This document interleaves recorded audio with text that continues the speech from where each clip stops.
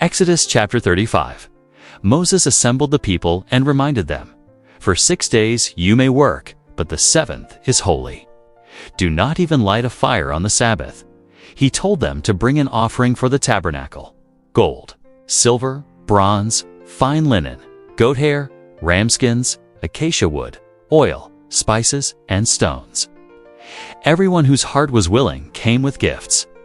Men and women alike brought their offerings, jewelry, fabrics, materials, and skills. The leaders brought precious stones and spices. Skilled women spun yarn, and others worked with fine linen and goat hair.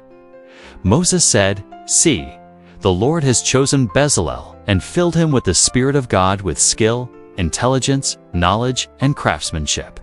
He and Oholiab have been filled with the ability to teach others. They are skilled in all kinds of artistic work for building the sanctuary."